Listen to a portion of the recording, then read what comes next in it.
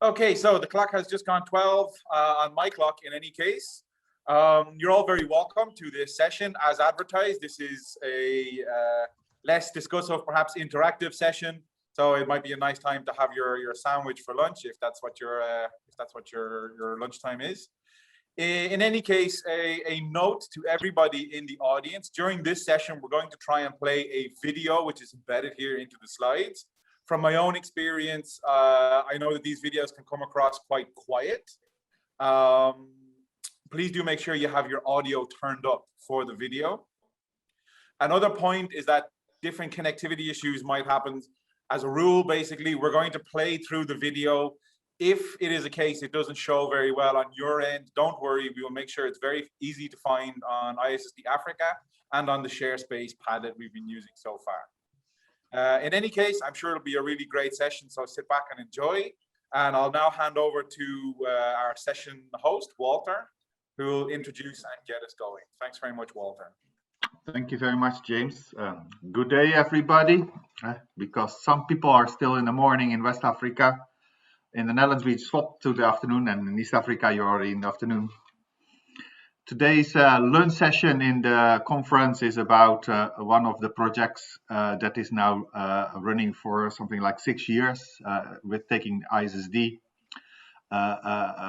first, and then later moving into a more private sector, seed sector development program in Burundi.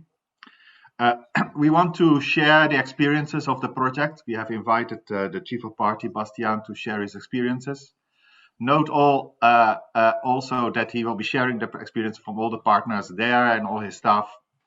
And we really want to share also ahead to the participants here is that a similar session on this one will be run also in as a Francophone session tomorrow. And the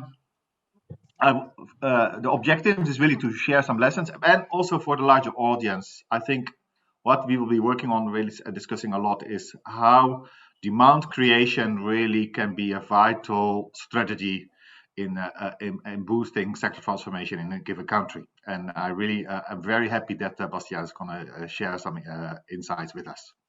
So how is organized today? First, Bastiaan will present, give a short presentation. Then I have a number of questions for him. And then later, together with the support of our colleague, Tom van Mauwijk from the Royal Tropical Institute, he will synthesize several of the questions that you put in the chat and basically run those questions together with Bastiaan. Yeah, so that's the regular theme. That's the way how we run the sessions in this conference. So, Bastiaan, thank you very much for joining, and I think I want to give the floor to you. Here you are. Thank you, Walter. Good morning. Good morning, everybody. Good afternoon to others participating from other parts of the world. It's an absolute pleasure to be here today, and I was very happy when Walter and Tom reached out to enable me to share my experiences. I'm going to try to remain as brief as possible during the presentation part, and I'm going to try to let this video that James mentioned speak for itself, and also enable enough time for the interactive side. So let's get right into it, James. Perhaps you can go to the first slide. So I'm going to be presenting today on the PSSD project, Private Seed Sector Development Project, which has been active now in Burundi for the last 2 years, 2019 and 2020. However, it is important to note that the PSSD project builds on the success of the ISSD Burundi project before it. So we were not starting from scratch, but what we've tried to do during the PSSD project is build on the success of the ISSD project and introduce a market systems lens, a market systems approach to the work we were doing. And what we focused on predominantly was, as Walter referred to in the introduction, is market demand creation, market creation. I thought it would be interesting maybe to share with everybody today, first maybe 3 slides to outline what the project has achieved in the last 2 years. And then after that, 2 simple slides which outline the project strategy and show where we've arrived at. So as mentioned, the PSSD project, it focuses on seed sector development. And we focus predominantly on 3 crops, which are beans, maize, hybrid maize, and potatoes, so OPVs and hybrids. And as you'll see from these graphics on your screen, over the last 2 years, 2019 and 2020, we have realized 1,779 metric tons of sales. So this is commercial sales at non-subsidized market rates. And we have installed 9,931 demonstration plots. These are micro demonstration plots. Now, when I say we, I don't mean us, the project. I mean us, our private sector partners, but I'll get into that in a little bit. And as you can see as well, the beans, maize, and potato are sold in different areas, which also shows one of the approaches where we've tried to actually target agroecological zones, overlaying with cultural dynamics and consumer preferences to target sales in different regions. So you'll see beans predominantly in the north towards the border with Rwanda, maize central east, and the potato sales predominantly on the Congo-Nile crate in the highlands. Those are the raw figures in terms of sales and demos. Can we go to the next slide, please, which illustrates the outreach that we've had. So far, what we've seen is that our sales volumes have served 107,312 Burundian farmers.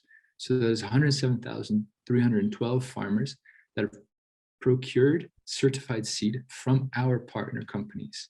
And we have also registered 93,613 smallholder farmers that have been trained in good agricultural practices. Of these, the women's participation is 43% and 45%. Again, when I say we have reached these, it's not the project directly, it's again via our private sector partners. I'm going to keep noting that and repeating that because I think that's the crux of where I want to get at. And let's get to the next slide, please. So this is the third slide, and this shows some of the project results, which already begin to illustrate a little bit the project strategy and the tactics that we've used. First, what we've also done is we installed 225 points of sale. We've created 320 permanent employment opportunities, and 32,827 temporary. How has this happened? So the 225 points of sale, that was really one of the main strategies that we used to actually facilitate the sales figures that I showed you earlier. And to operate these sales points, we of course need to have permanent employees that man the registers, etc. But we also need to ensure that there's a mobile sales force. And that's something I'll get into in detail later, but this is permanent employees that now enjoy employment. The temporary laborers is of course related to the production of seed. And again, these are not employed by us, the project directly, but by the private sector actors with whom we work. Now, a benefit of working with the private sector, and I'll get back to that in a little bit, is as we've seen, the outreach, the number of demos, but it also is the cost of training. So what we've seen is that the cost of training of farmers on good agricultural practices has dropped significantly. Where previously we were above $10 per person in direct delivery, now via the private sector, we've arrived at cost per farmer of approximately 5.87 per person for beans, again 5 for maize trainings, and 9.26 for potato trainings on good agricultural practices on demos. So these are the project results, and you know, we're very excited about what's coming out of the project, and quite contented. Of course, there's still learnings, and that's part of today's session as well. I also want to hear from other experiences and see what other people have done. But so this is what the project to date has realized and reached. And I'd now like to show how we've done that. And to do so, I'd like to play a video, which is on the next slide, because you know, a picture's worth 1,000 words, a video maybe 10,000. So let's watch the video first, and then we'll get into the last slide, which outlines the strategies.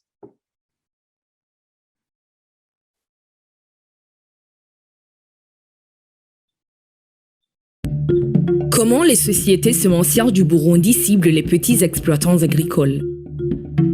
Avec l'IFDC, les sociétés semencières du Burundi arrivent à cibler les petits exploitants agricoles grâce à des ventes et à une distribution spécialement adaptée qui mettent l'accent sur les campagnes de communication pour l'éducation des consommateurs. Une petite histoire pour comprendre ce phénomène. Voici Régine, une entrepreneure sémencière. Et lui, c'est Jacques, un agronome de formation. Il est également agent de vente mobile de Régine. Jacques, en tant qu'agronome, a aidé Régine à mettre en place un champ de démonstration à proximité des communautés d'agriculteurs pour faciliter les petits agriculteurs d'avoir un accès physique au champ. Régine et Jacques utilisent ce champ de démonstration pour montrer aux agriculteurs la valeur ajoutée de l'utilisation des semences certifiées et former les agriculteurs aux bonnes pratiques agricoles. Pour faciliter la vente de ces semences, Régine a ouvert plusieurs points de vente dans des villages reculés ou à proximité des marchés centraux. Régine y vend des semences conditionnées en micro-paquets de 1 et 2 kg sous la marque de son entreprise pour créer une confiance entre lui et ses clients. Une fois la semaine, les petits agriculteurs et les agriculteurs de tous les moyens se rassemblent sur ces points de vente pour avoir accès aux semences certifiées de qualité et avoir des conseils sur l'utilisation optimale des semences. Jacques, quant à lui, en tant qu'agent de vente mobile, se rend dans les communautés rurales éloignées sur son vélo pour vendre des semences aux agriculteurs. Les agriculteurs profitent du passage de Jacques chez eux pour lui demander des conseils sur l'utilisation des semences.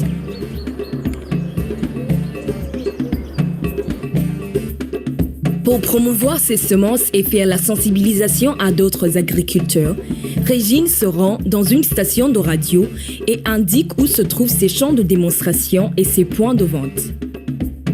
Ainsi, les petits agriculteurs peuvent savoir où acheter des semences s'ils sont intéressés et où se renseigner auprès des agents commerciaux dans les points de vente. De cette façon, Régine et d'autres acteurs du secteur privé au Burundi garantissent un accès durable aux semences certifiées et aux services de conseil agricole et soutiennent ainsi le développement économique au niveau des petits agriculteurs.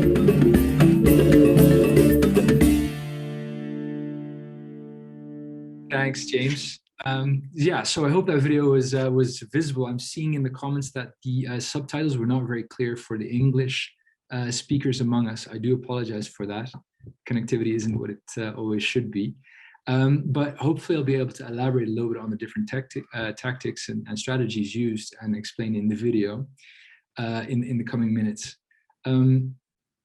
Yes, exactly. Thanks, James. You can also rewatch the video on the website.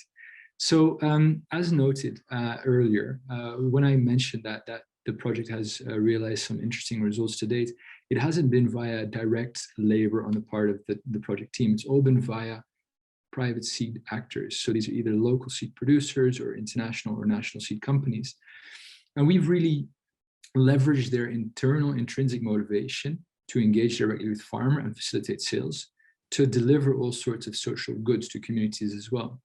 And what the main task for us was to demonstrate to seed companies that small farmers constitute a viable market opportunity for them to tap into. And how have we done that? Well, we helped them develop sales strategies that were tailored to small farmers, that help small farmers overcome constraints that actually define the way in which they engage with inputs markets. So we like to use a simple approach, and we try to keep it as simple as possible. And we use basically 5 different variables, which are AAQVP. And these stand for accessibility, affordability, quality, visibility, and promotion. These are really the things that we've tried to focus on when it comes to changing farmer mindsets and creating consumer demand among farmers for quality products. Because our basic assumption is that farmers are rational economic actors. And if you can create a value proposition to farmers about why to use improved seed, that they will do so. And so what have we done to manipulate these different variables? For accessibility, we're talking here in terms of access to information, but also to the product itself. And we must know that farmers are incredibly constrained in relation to their physical mobility. Apologies for the typo. And so there you need to bring the products and the services to the farmers. And how have we done that? Well, through micro demonstration plots, which of course, on the one hand, train farmers in the use of good agricultural practices, because you want to have return customers, not one-off. And you also show to them the value add of actually using improved seed varieties of the brand that you're selling. So this has really been vitally important, and microplots to ensure that they're in close proximity to farmers and they can attend these plots at their convenience. And this has had a very fundamentally important impact also on the ability of women to participate in our experience. The accessibility also relates to the seed itself. So there is what we've tried to secure that through the points of sale that we've opened, either in close proximity to markets, agricultural markets, or in close proximity to rural communities themselves. So these are tiny boutiques, right, that we've installed, and just to make it easier for a farmer to access the product itself, but also at these boutiques access information. How do I use this seed? I've got this problem with a pest. What should I do? So again, it's bringing the services and products closer. And the mobile sales agents are the third actor in that. They're the ones that really go down to the communities, do the sensitization as relates to the demo plots, but also as relates to the points of sale. They're sort of the nexus that connects everything, but also provide an outlet for information and the products. Then we have affordability. Affordability, rather than trying to subsidize the seed, what we've done is we've tried to tailor the packaging in which seeds provided, micro packaging. So we're now selling seeds in 1 kilogram, 2 kilogram, 5 kilogram, 10 kilogram packs, depending on the different crop you're selling seeds for, so that farmers themselves can decide either to buy a test pack or either to buy 5 kilograms that consist of two kilogram and 1 kilogram pack, or whatever they need, so that there's no wastage and no money that they need to invest. Quality.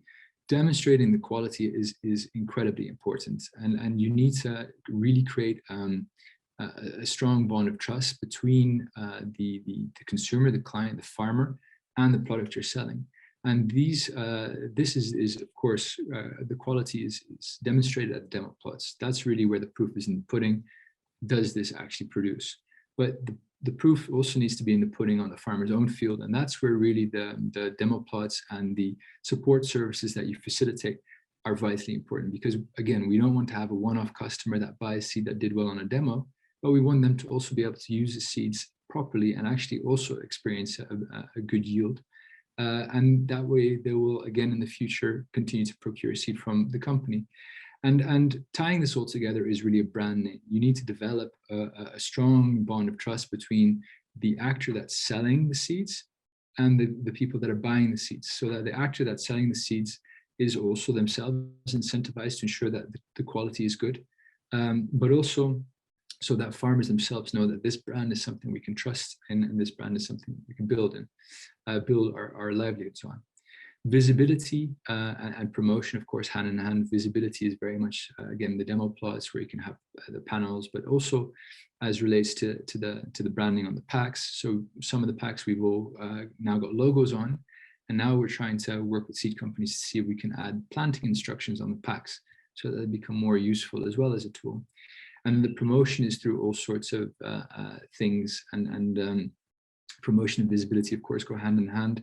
But at demo days, we, for example, sometimes have umbrellas that are branded with the seed company's name, so that everybody knows whose seed company it is, and people can comfortably listen to the agricultural advice being given. So these are really the different strategies that we've tried to work on, and to overcome some of the main constraints, which are the physical mobility, the lack of access to knowledge, a lack of trust between market system actors, and the financial constraints. And the trust, it transcends all levels. It's in the direct decision to invest for farmers, but also in the decision for seed producers to actually invest in production and developing these sales channels tailored to farmers. They need to trust that the farmers will actually buy the seeds. So that's in a nutshell. I think I took a little bit more time than I should have, what the project has achieved. And again, we haven't done this in and of ourselves. We've done this with our private sector partners who've been very, very brave and very committed to trying all these new and innovative things, at least for the Burundian landscape. I know that for some of you, this will probably be, well, nothing new, but that's what we've done. So very happy to now move over to a bit of a more inclusive discussion on the subject. I think I can share with many of the participants. Congrats on these achievements that you make here, Bastiaan, with your team. So I have a number of questions, and I've seen lots of interesting questions also passing by. Keep audience, please, putting those questions out there, and Tom will combine them and put them. I have something like 10 minutes for some generic questions, then we move to the specific ones. So you have taken a very strong private sector driven approach in Burundi, in a country where basically this private sector was it's emerging and also not mature yet. So what is and you have created this demand with these linkages between farmers and sales people and so what is your key lesson in this short period moving forward, also for other people in the audience working in this kind of conditions in seed sector development? What is your key lesson moving forward? Oof, the key lesson. That's a difficult question to answer. I guess the key lesson that we've figured is try to keep the work you're doing in the field as simple as possible to have maximal output and achievement. That doesn't mean necessarily that the project is smart. One of the things is simple. One of the main things that we've learned is, for example, moving forward, we need to continually monitor the bottom line, not just for the farmers that are procuring the seed. We need to make sure, of course, that what they're buying is helping them improve their livelihoods through increased revenue or additional surplus. But we found with some of the seed producing partners we work with, that it's also very important to keep an eye on their bottom line. Make sure that what they're doing is actually commercially viable for the long run, because we also want to ensure the sustainability of their activities. And that requires quite a lot of calculus, profit loss assessments, etc.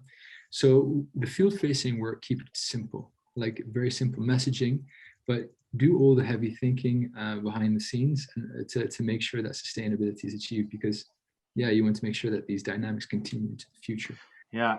So can you explain a little bit for some of the audience not so clear, or what the seed sector in Burundi looked like and now looks like? What kind of seed producers, seed companies, what kind of entrepreneurs are you working with? Because they also need to, they are growing along, that's what you want to achieve, their growth, their service to farmers, and their profitability in the business. So what kind of seed companies, entrepreneurs and producers are you talking about? Very good question. So when I say seed companies, you quite often think of a big company, with. This morning we had East West and Rijkswaan talking, yeah? No, so that is one of the types of we will work with. But depending on the value chain, commodity, the crop that we're working in, we will work with different partners. So maybe let me take a step back. When the project starts is in Burundi, PSSD, we of course building on the success of ISST, which work very much on also the enabling environment and the early generation seed varieties.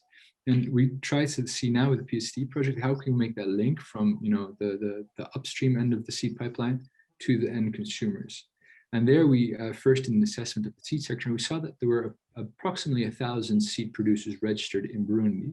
But of those, less than 5% were producing 95% of the volumes. So there we already saw that there was a significant issue going on in terms of who was doing what. And we basically then looked at the different crops in which we wanted to work, and we said to ourselves, well, who would we want to work in those crops? Launched a call for proposals, and in the end now we're working with seed companies, big ones, in for example, maize. Potatoes, we're working with larger seed producers. And what we've seen with beans is that we're working with a variety of larger and also smaller seed producers. And the reason for this is that for beans, for example, the margins are quite low. So the sales channel, the value chain has to be shorter. Transport costs cannot really be offset by margins. So there we want to have local production by local seed producers.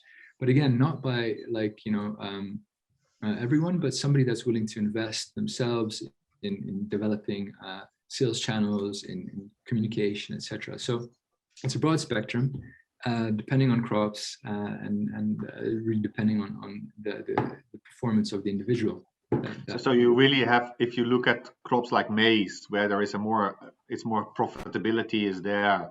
You deal with let's say Burundian seed companies that are there. If you talk about other crops like beans, you mentioned, which is an important crop also in Burundi, you deal more with localized seed producers. Is the whole broad spectrum between those two?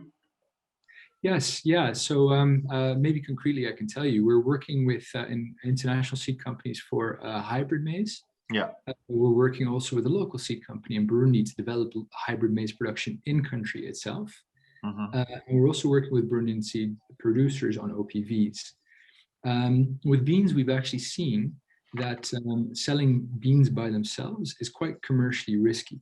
So there we've now actually started to work with producers to produce also maize in parallel to their beans, so that, or other seeds, so that they can actually mitigate any investment risk that they would come across.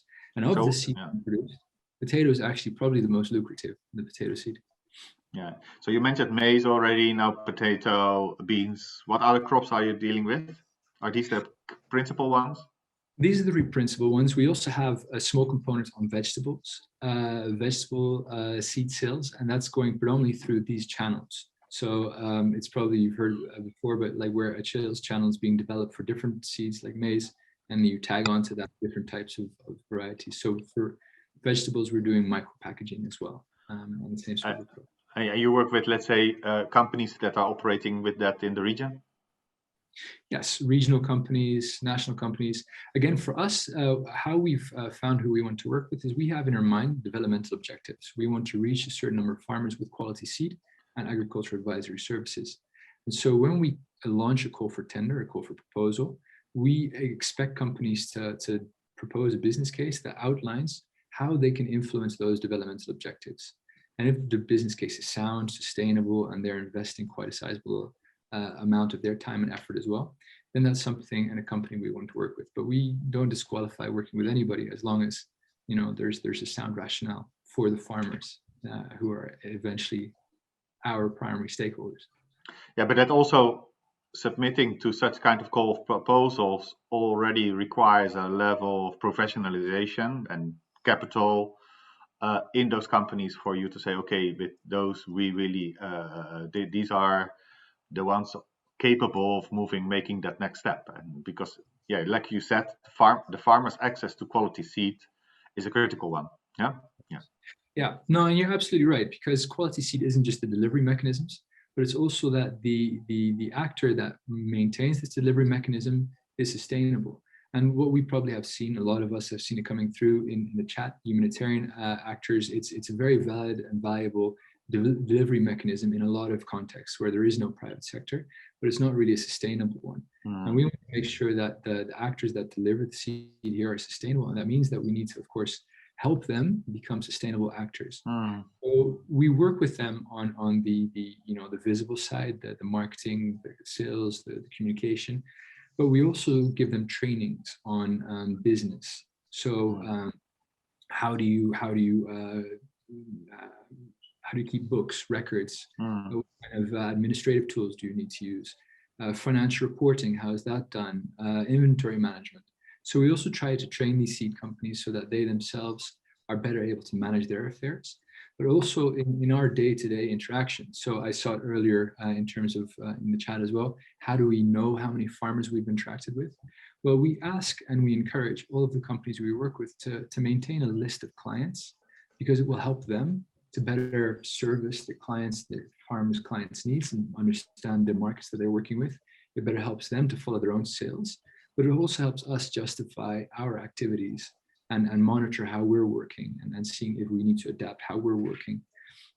So yeah, it's hand in hand. Some are just trainings and some is the way we work together that's already helping seed companies to. So what kind of proof do you ask for the companies for those interactions with farmers? Do you look for pictures or have a list? Because usually that's not their core business, and that's a side that distracts them from the real job, doing the promotion. So what kind of record keeping? Because basically you have a kind of grant scheme you have in supporting to them, and I'm sure you ask a certain deliverables back from that, because you're working with public money supporting a private sector, so you need some tangible outcomes for your own sake, but also for them achieving the targets that you agree with them in that grant that you give them. So how do you record that? 100% correct. Yeah. So as mentioned, when we have the call for proposal, we have several developmental objectives in mind, and this is, for example, increasing the volume of seed available in the market. So there we have just production output, and there we ask the companies to submit to us the certification records. So how much seed have they gotten certified by the certification authorities? That shows us, they've achieved that KPI. When it comes to sales figures and demo plots, we encourage them to keep lists of the participants. And this list of participants and demo plots helps them, of course, better interact with the communities in which they're working, develop the bond of trust. And as relates to the sales, we've tried, and we're continuing to try, because as you say, it's difficult, but to link it to the core business. So in keeping receipts, a receipt for sale is very vitally important to monitor your cash flow, but also sales. So we've tried to link it to that. So receipts and name lists. So don't give them extra work because they got some, you have to go back to your donor and you want them to be eligible. So I think that's a really good remark. So you talked a lot about quality seeds. So, and in this seed sector transformation conference, we talk a lot about varieties also. So how do you trigger basically seed companies not to stick to, let's say, the common varieties, but really promote new ones which are more productive or are dealing with that? So what kind of interactions with companies do you have to promote also that newer varieties enter the market? Superb question. And so we're focused predominantly in this discussion now on how we grow consumer awareness for seeds. But the project has also been involved in the enabling environment, most notably working in seed certification with ONCCS, how to develop local seed certification models that work. But we've also been very closely involved with the National Research Institution, which is ISABU. And ISABU has incredible competencies internally, and they've got really interesting seed coming through the pipeline by virtue of their work with other very notable and very reputable actors in the space. And what we've really tried to do is, well, there's all this quality seed genetic material available at ISABU, and there's all these companies, but how are they communicating? And we saw that they were not. And so there what we did is we helped the Seeds Trade Association develop a mechanism together with the research agency whereby they communicate more regularly. So just simply research pamphlets being shared with the companies, etc. But beyond that, the demo plots that we use to consume for consumer education at the smaller farm level, ISABU does that with seed companies. So they have demo plots that illustrate to seed companies the added benefits of using types of seeds in different climates. So that's a little bit what we've tried to do there, just to grow those linkages between actors that are already present. Yeah, because first step is really farmers starting to purchase quality seeds and develop that relationship, but then that they have this continuous curiosity in new varieties, and also that there are the right mechanisms in place between public sector and private sector that foster basically farmers getting access to newer varieties which produce better. I talked to you a lot about procuring farmers small packs you mentioned. So how in your strategy do you make sure that also you reach all different classes of farmers? So you have, let's say, the more entrepreneurial one, but the ones really who really live on the edge and really need to boost out of a very fragile situation, start to invest a little bit of cash that they have in seeds, so also their food security is improved at a household level. So how do you deal with these different kind of farmer groups in your private sector driven, because a lot of some of the people from civil society and farmer organizations say, yes, but this project is tailoring the few, but we need to tailor, it needs to reach especially the ones who need to move that thing up. Can you explain a little bit what your strategy is there? Yeah, of course. No, thanks again. So what we've seen very much is that farmers' socioeconomic realities are oftentimes, not always, I don't want to generalize, but linked also with the different crops that they are cultivating, right?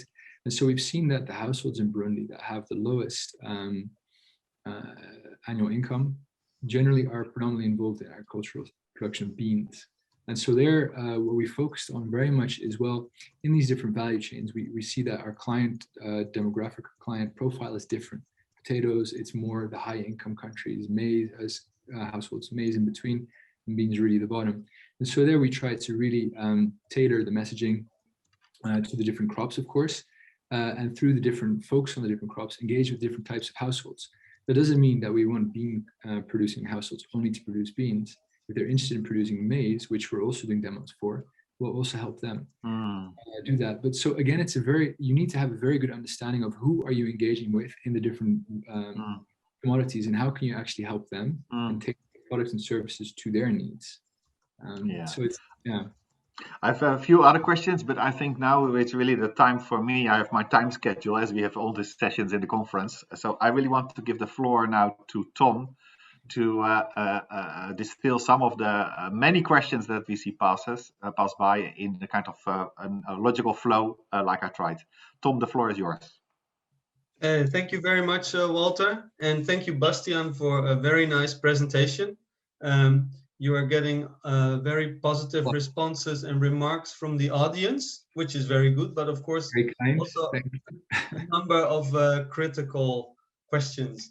And I'm going to try to resume them in 4 words, basically. The first word I see is trust that comes along, and with trust comes seed quality and certification. And the other 2 words that I see are cost and sustainability in a lot of the questions. And so I'd like to start off with a couple of questions that are related to the cost. There's a couple of questions related to certification and what your support to these companies actually is. And so first of all, there's a question from my colleague Marta Diallo about the cost of the farmers trained. And you referred to a sort of a reference of over $10 per farmer trained. And she would like to know a little bit more, what is the reference for these figures and for the results, the reference to cost per farmer trained? And what was your motivation to choose to work with the private sector to reduce the cost of training? So thank you for that question, Martha.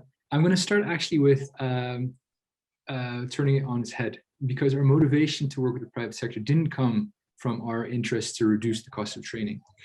Why we wanted the private sector to do the trainings is because we want the private sector to realize that they have an inherent motivation and interest in setting up demo plots. They have an inherent interest in ensuring that farmers know the added value of using quality seeds, but also that farmers know that it's their brand seeds that is quality. And so what we wanted to see there is that seed companies and seed producers who are not financed by donor funding, but by their own internal revenue cycles, start to set up demo plots. And that they start to take on the training of farmers rather than NGOs, rather than developmental actors. And so it wasn't necessarily that we wanted to reduce the cost, but we wanted to leverage the intrinsic interest of private sector actors to take on a bit of this work, because it's a lot, and we all know this. And so we wanted to really leverage their interest and get them on board. One of the lovely products of doing demos by the private sector is that it costs less. So we're doing micro plots, and we're doing it in a large geographic area with sales agents that are also facilitating sales. So it's a 2-pronged role. They're not simply agronomists to set up demos, but they're also facilitating sales. So their salary structure is very different, and they carry out numerous roles. And yes, why we also wanted the private sector to do this is to create this bond of trust.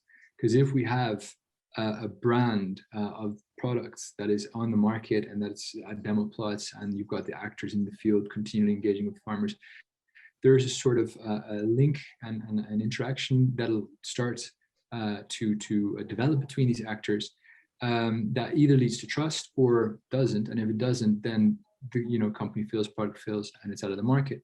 But in the best case, you have trust that grows between these actors. Whereas if we, as an organization, will go into the field to set up these demos, this bond of trust, which is absolutely vital, would not grow as quickly as we'd like.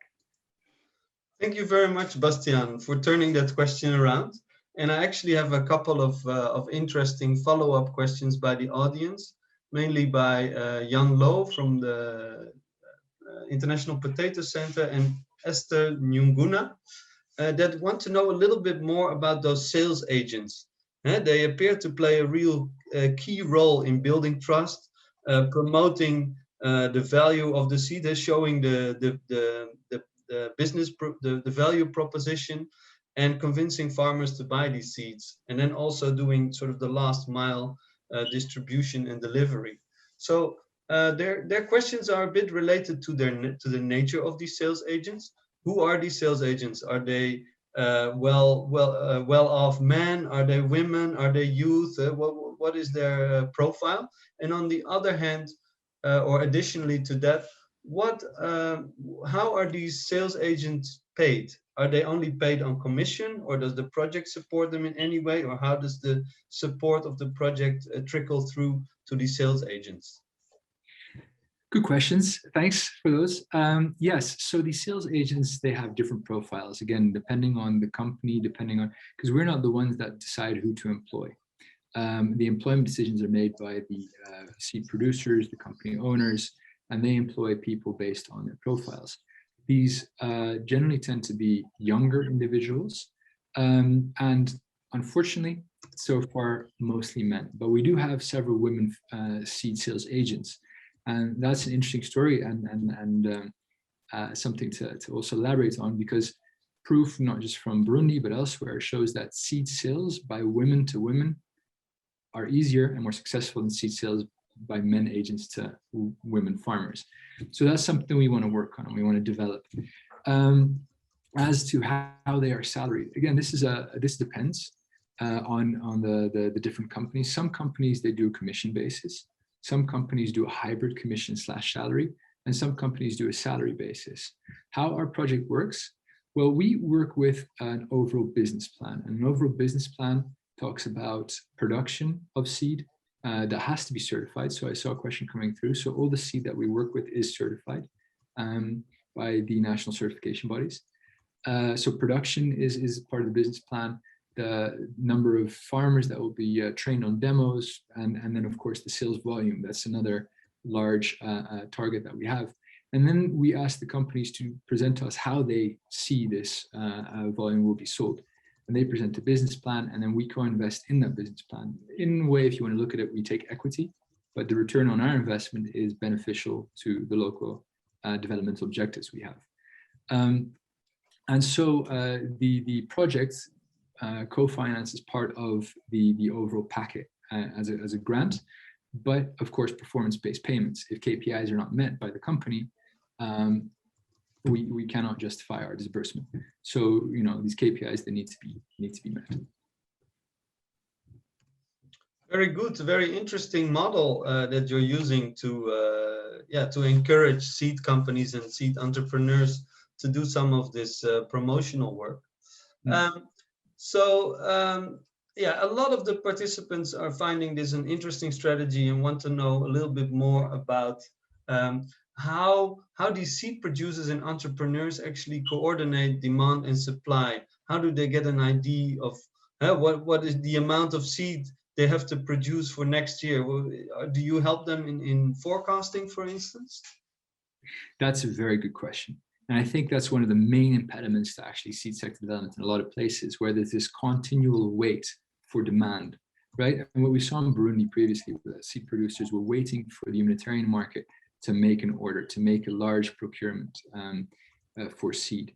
And when we came to them, we said, well, we want you guys to just produce, and we want you guys to market to the local community. They were a little skeptical. They said, what do you mean we sell directly to farmers? And we said, well, let's try.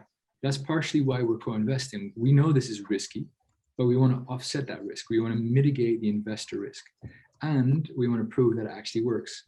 So that's why we started working with them. And basically what we said to them is, well, let's come up with a target. Like what do you think realistically in this area farmers would need in terms of volumes? And then let's go a little bit above that. And then let's try to reach that. And what we've seen with a lot of the companies that we've worked with so far is that luckily they've also produced more than they targeted, but they've also managed to sell as per the KPIs that we agreed with them.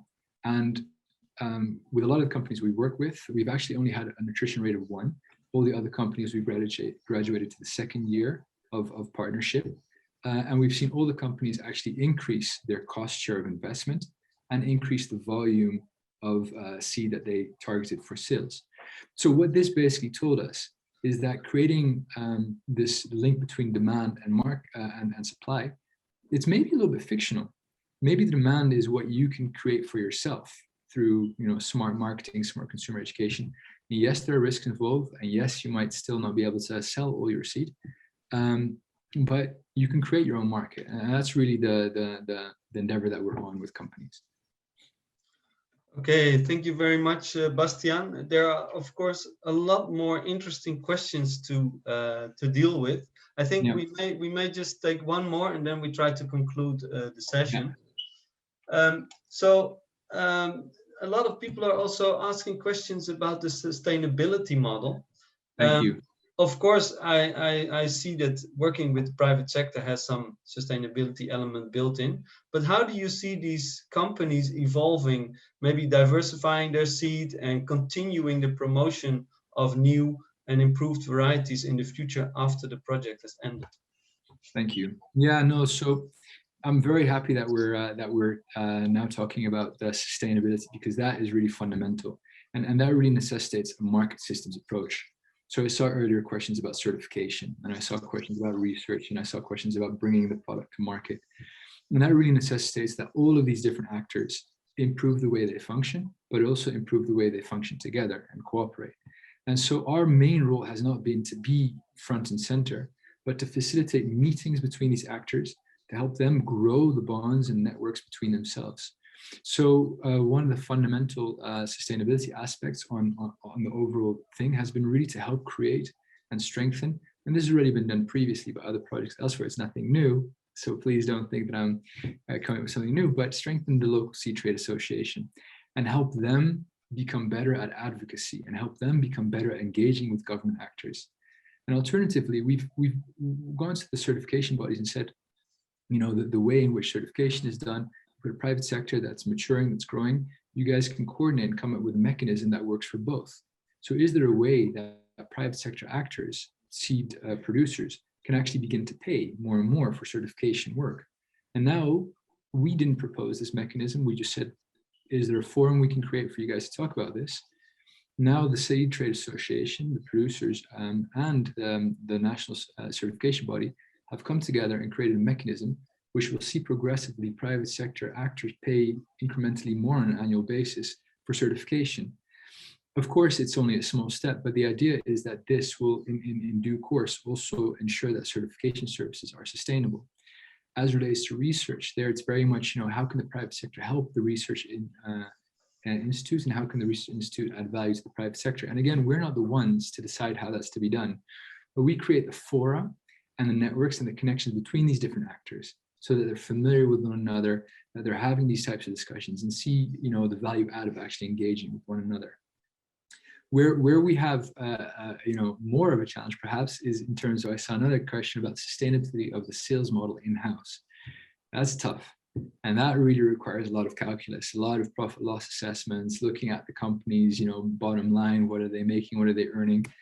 How many years will it take to break even? And that really requires a lot of reflection on the part of us, but also discussing with the companies we're working with, like, how are you experiencing it? We invested heavily in infrastructure, sales points, and we're seeing that you're arriving at a break even in this amount of time. Can we diversify your portfolio of seed that you're producing to maybe offset some of the costs? Are there other things that we can do together? And so that's just a continual dialogue and a continual assessment and evaluation with companies to ensure that they too are able to actually make a profit. And Yeah, profit, profit, profit. You need farmers to profit, you need companies to profit. And if that happens, then we're all going to be happy as well. I'll leave it at that then. Okay. Okay, thank you very much. Thank you, Tom. And thank you, Bastian. I think we are, in this conference, we're looking for game changers. I think you just presented one where some of the people talk that your model is not applicable to the more developed seed markets. I actually think it is, because you gave also an insight how we can get rid of the institutional markets, which basically dominate many seed companies produced for institutional markets, and you have developed a way how to get out of that. Unfortunately, we cannot discuss, but I'm sure we have another Francophone session where we can continue this one, hopefully the same word. Thank you very much, Bastian, for the really compelling story. I see a lot of good remarks. Thank you for sharing your experience. Tom, thank you for being the voice of the audience. And back to you, James. Thanks a lot, Walter. Indeed, thanks, Bastian. Really great. And Tom, great that you were able to so succinctly bring everything from the chat into the main discussion. Thanks to all three of you. Right, that's it for this session. Please, again, take a break for 10 minutes or so and rejoin us. I should be sharing my screen. Bear with me. So rejoin us in 10 minutes or so for a very interesting session on seasonal scenario planning for matching seed supply and demand. We'll be hearing from, among others, colleagues from the Alliance of Biodiversity International and CIAT, and as well from our colleagues in ISSD Africa and beyond. So thanks again for being here, and see you in 10 minutes. Thank you very much.